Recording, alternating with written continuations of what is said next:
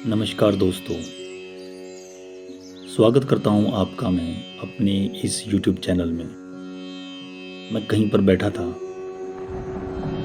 सामने से किसी ने मुझसे प्रश्न किया, ठीक है तुम ये पढ़ते हो तो बताओ, सत्य का क्या अर्थ है? मुझे कोई सीधा जवाब एकदम नहीं मिला, लेकिन फिर मैंने सोचकर बोला, सत्य वह है जो कभी नहीं बदलता।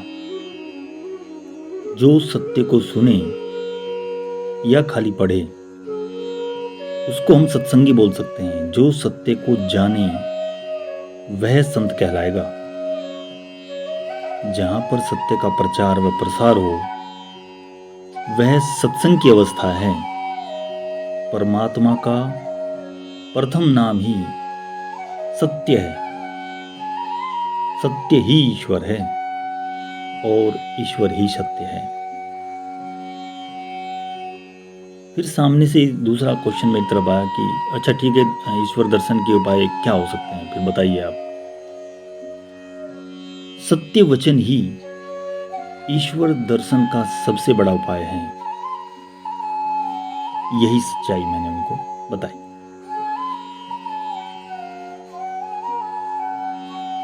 आगे फिर एक मित्र ने पूछा, तो बताइए सबसे बड़ा तप क्या है?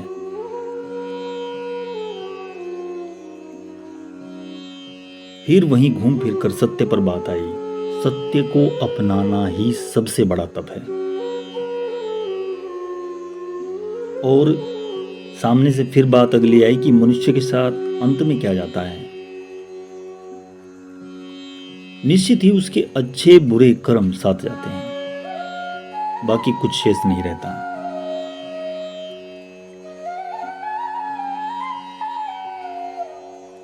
और संत किसको कहते हैं, ऐसा पूछा गया तो संत वह है जो कष्ट सहकर भी सबको सुख पहुंचाए। सबसे बड़ा धर्म क्या है? हाँ, अहिंसा है। किसी का भी दिल ना दुखाना, यही सबसे बड़ा धर्म है। सबसे बड़ा दुख कौन सा है? जन्म मरण का बंधन सबसे बड़े दुख का कारण है। और सबसे बड़ा सुख किसी संत का मिल जाना, ये सबसे बड़ा सुख है।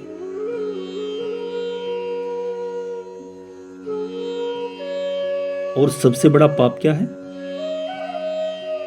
दूसरे की बुराई करना सबसे बड़ा पाप है। और हमारे जीवन में सबसे पहला जो कर्तव्य है वो क्या होना चाहिए? प्रभु का सदा स्मरण करना ही हमारे जीवन का उद्देश्य होना चाहिए। तो फिर बाद में प्रश्न निकले कि आखिर प्रभु को प्रसन्न कैसे करें। देखिए, जैसे कि हम लोग भोजन जल प्रसाद आदि अर्पण करते हैं और हमें प्रसन्नता मिलती है, वैसे ही अगर हम किसी प्यासे को पानी दें, भूखे को भोजन और किसी के पास अगर वस्त्र ना हो तो वस्त्र दे दें, तो ईश्वर निश्चित ही प्रसन्न होते हैं। यही प्रभु को प्रसन्न करने का रियल में सबसे उचित मार्ग है।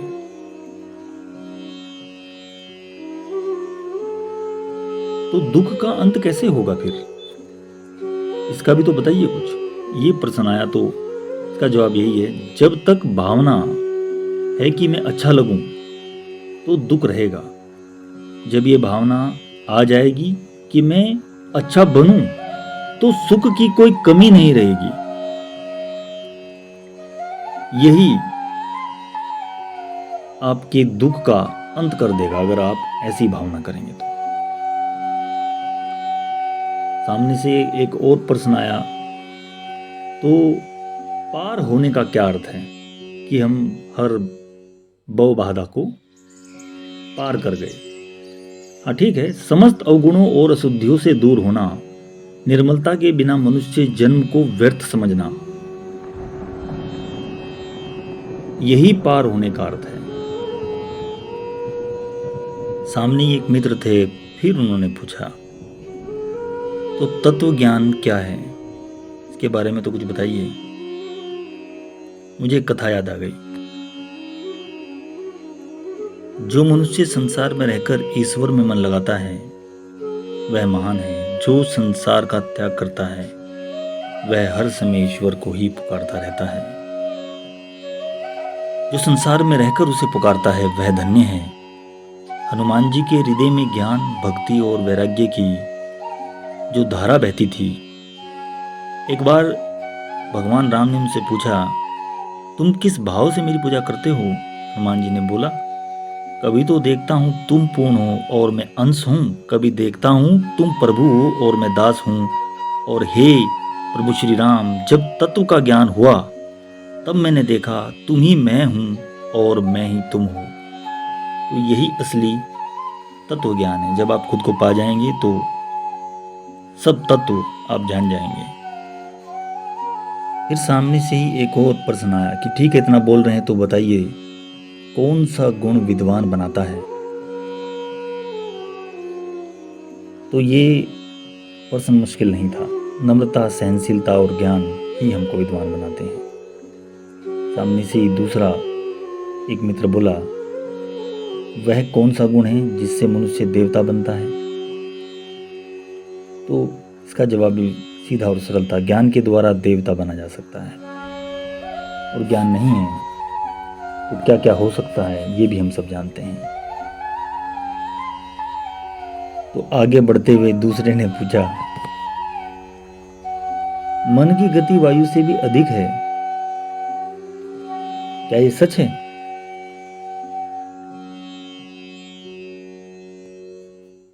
तो सामने से ही इसका नेचुरल सी एक जवाब था मेरे पास, जी हाँ, वायु से भी अधिक गति मन की है, इसमें तो कोई शक नहीं है।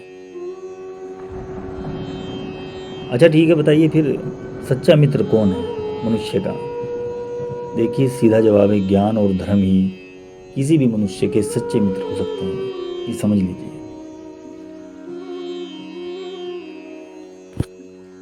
अच्छा तो फिर कौन सा दोष मनुष्य का पतन करता है?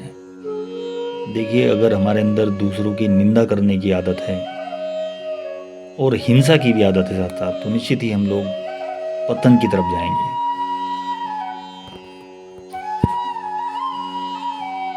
और सबसे जरूरी और सबसे महत्वपूर्ण प्रश्न, हे गुरु महाराज, मन मैला कैसे होता है, इसके क्या कारण है? तो इसको जल्दी जल्दी समझने की कोशिश करते हैं। देखिए गलत विचारों के संग से मन मैला होता है। इच्छा, कामना और अशुभ वासना से भी मन मैला होता है। संसार का लगाव मन को मैला करता है। जो माता पिता, गुरु और पूज्य जनों का कहना नहीं मानता तो मन मैला होता है। जो मनुष्य धर्म पर नहीं चलता, अधर्मी होता है, उसका मन मैला हो जाता है। जो अपनी इंद्रियों के सुखों में लगा रहता है, समझिए मन मैला हो गया। काम, क्रोध, लोभ, मोह, अहंकार में फंसना, जो भगवान की कथा, कीर्तन और सत्संग नहीं सुनता, जो दूसरों का हित नहीं बल्कि अहित करता है, जिसके मन में दया नहीं बल्कि हिंसक विचार हैं, समझ लीजिए उन सभी का मन मैला हो गया है। तो फिर इसको पवित्र कैसे करें? अब यहाँ पर ये क्वेश्चन आता है। देखिए ज्ञानी पुरुषों का संग करने से मन पवित्र होता है। इच्छा, कामना और अशुभ वासना से दूर रहना। अशुभ वासना से मतलब है कुछ गलत विचार, उल्टे सीधे विचार। आप ग्रस्त हैं, उस तरह का कुछ है, वो एक अलग मुद्दा है, लेकिन कुछ गलत विचार, उस चीज को यहाँ पर लिया गया है। संसार में रहो किंतु उसे अपने मन में स्थान मत दो। धर्म पर चलो, भगवान की आज्ञाओं का पालन करो तो मन शुद्ध होगा। माता पिता, गुरु, बड़ों का आदर करो। अपने मन और इंद्रियों को यूं ही भटकने मत दो। भगवान की कथा, कीर्तन और सत्संग का नित्य लाभ उठाओ। सबसे अच्छे से मिलो, परमात्मा देखो, परमात्मा को जानो। किसी की निंदा मत सुनो और किसी की निंदा मत करो। जो सदा शुभ कर्म करता है उसका मन भी पवित्र हो जाता है। जिसका मन पवित्र हो जाता है उस पर भगवान प्रसन्न होते हैं, वो श्रेष्ठ भक्त होता है। उसे भले ही बहुत ही बड़ा ब्रह्म ज्ञान ना हुआ हो, कुंडलिनी जागरण ना हुई हो, अगर वो इन सब को अच्छे से कर रहा है तो ये पर्याप्त है। कहने को दोस्तों ये जीवन में बहुत ही आम बातें हैं। हमको बड़े बड़े तत्व ज्ञान, बड़ी बड़ी बातें तो हम करते हैं, लेकिन हम अपने ही अंदर का जो आकलन है उसको हम कभी नहीं करते। वही सबसे ज़रूरी है। बहुत बड़े तत्व ज्ञान की ज़रूरत नहीं होती है आदमी को। थोड़ी थोड़ी चीज़ों का अनुसरण करता रहे तो वो काफ़ी हद तक अपने आप को एक अच्छा भक्त साबित कर सकता है। और मोक्ष की प्राप्ति, जो सच्ची प्राप्ति है, वो सही मायने में इसी में है। इसी के साथ में दोस्तों अपनी वाणी को विराम देता हूँ और अगली वीडियो में मिलेंगे। शेयर कीजिएगा दोस्तों, अगर सब्सक्राइब भी कर लेंगे तो अति कृपा होगी। Thank you.